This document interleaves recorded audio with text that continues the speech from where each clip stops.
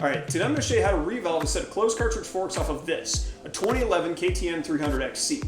Now chances are you have a completely different bike, and that's okay, because any bike with closed cartridge forks is going to operate on the same principles that these forks do.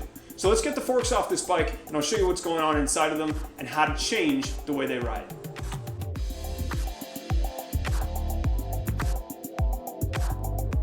Alright, so now that we have the forks off the bike, what we need to do is get the cartridge that's inside the fork out.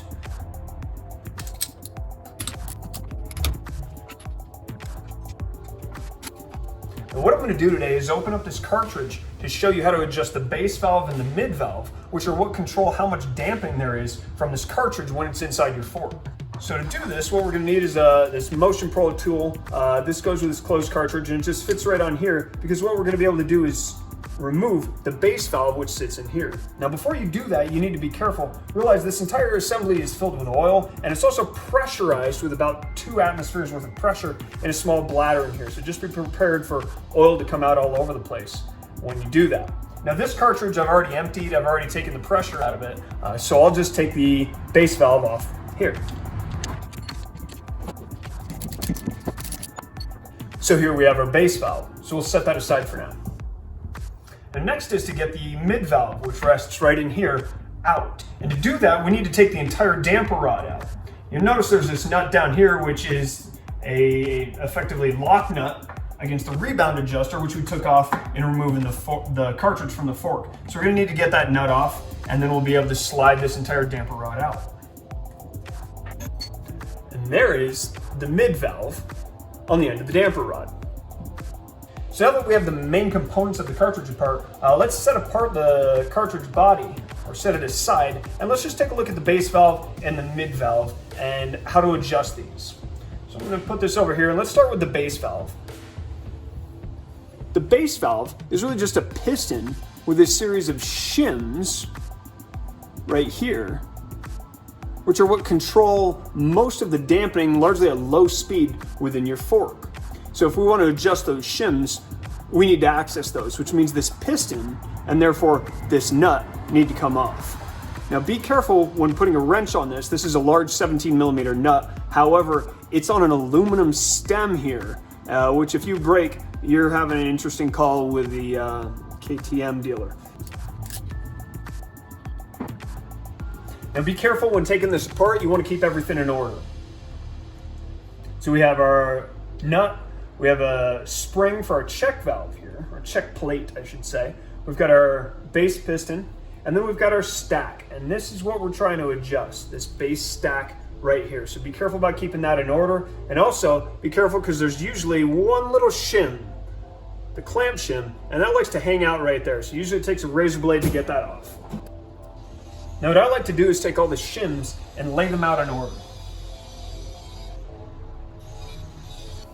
So now that the shim stack is apart, this is the point in the process where you go through and amend what shims are in this stack. Now I want to caution you and be really careful about simply taking away shims or simply removing shims from your stack, hoping it's going to improve the ride of the motorcycle.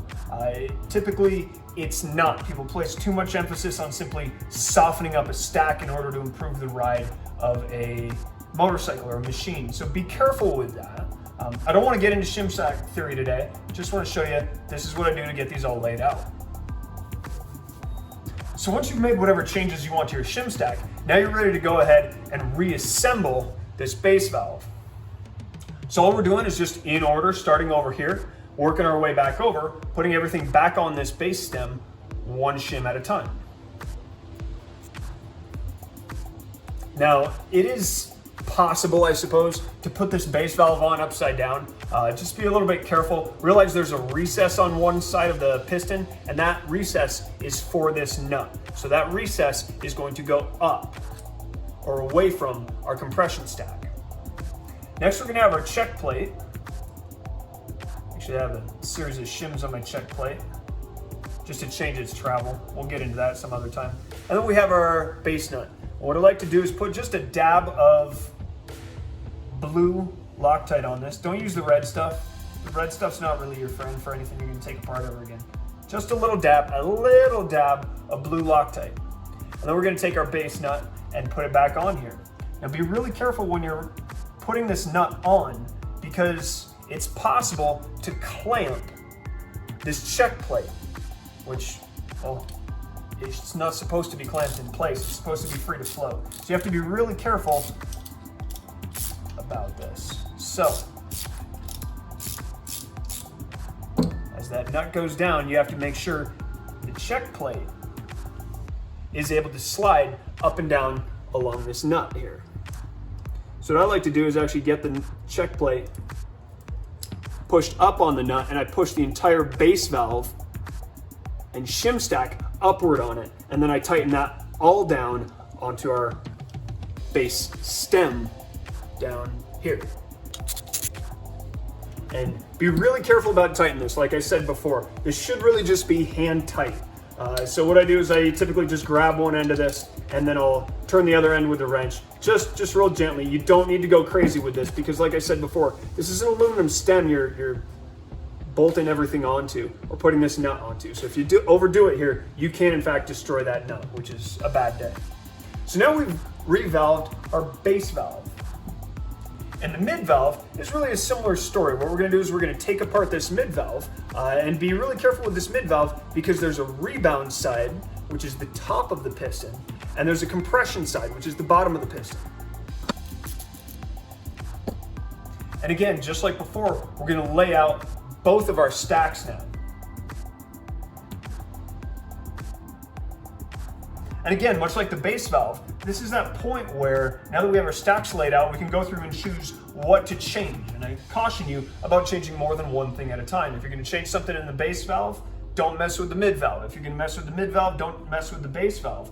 Because when you change too many things at once from ride to ride, you don't know what it is that's causing a change in the ride of the machine. What I like to do while I've got this apart is clean up this stem. This usually gets crudded up with Loctite or anything that you put on here to keep this nut from coming off. So now that's cleaned off, this is all ready to go back together. And again, just like the base valve, we're just starting at one end and putting everything back on one component at a time. Now we're going to start with our mid valve spring and then our mid valve stack. And the mid valve is a place where you can really mess stuff up. This piston, or this active piston, or the mid valve piston, has a recess in it, much like the base valve. However, that recess goes down onto the shaft to fit over, I think you can see, this small lip here that's sticking up out of the shims. So it needs to fit on there like that and capture those shims. And you've got to be really careful to make sure that those shims are free to move up and down. There's float there, or the shims are free to move up and down. And if you capture them, or if you put them together wrong and kind of smush them in between the base valve and the actual stem, they won't float the way they should. And on top of that, you'll destroy these shims when you clamp everything down. So be careful there. And on to our rebound stack, starting with our triangular shaped shims. We now have a rebound stack on, and it's time for some Loctite and the nut.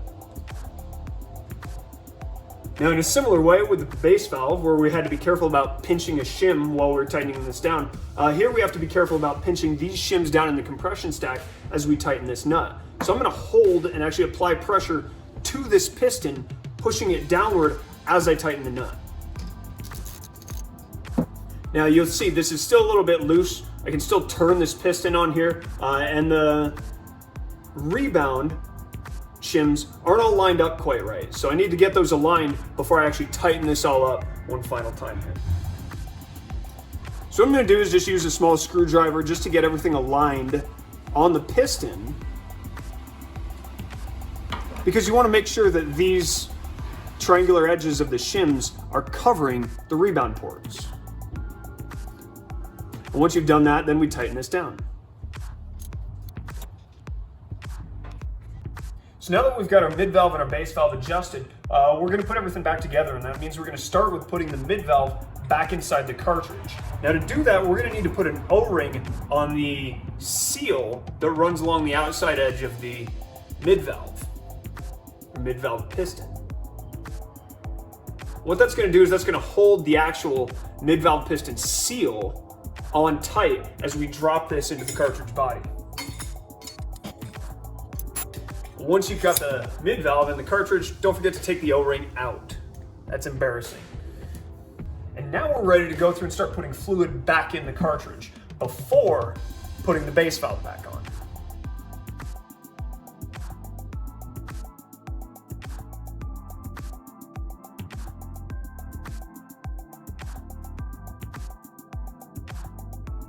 Now that's done, all that's left is to take the fork, put it back on the bike, reset our clickers, and we're ready to go.